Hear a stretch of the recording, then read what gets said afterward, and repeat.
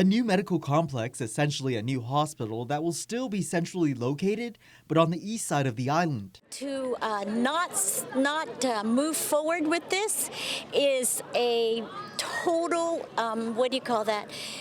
Miss opportunity if we don't get this lease. We have 30 days less to sign this lease. And I just want the people of Guam to know that we need to work as a community to make sure we take this opportunity. Governor Lulian Guerrero expects to have progress on the lease under review by Guam's Attorney General in the next week. As we reported, the land is owned by the federal government.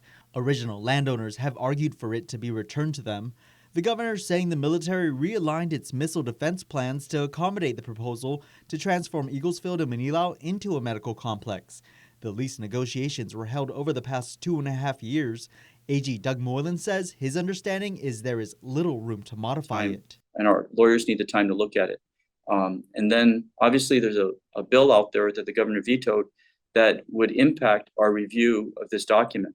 So, the suggestion was made to give the legislature time to fulfill its ability to override the veto, and then it would make our decision right.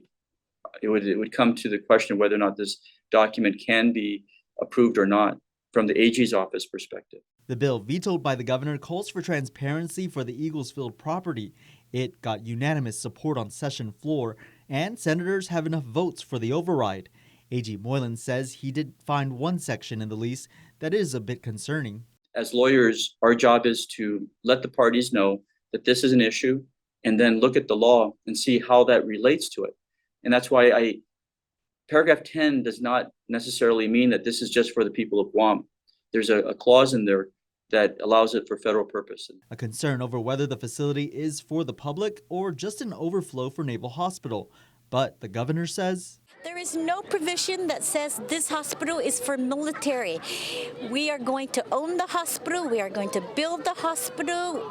The military, I'll tell you, and for the people of Guam, please understand, this is an unprecedented opportunity. There's a provision that says during war and in national emergency, they have the authority to take over.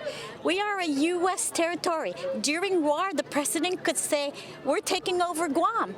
And the president could say, airport, you're now under the military. Port Authority, you are now under the military. Why? Because they need to have easy access to provide.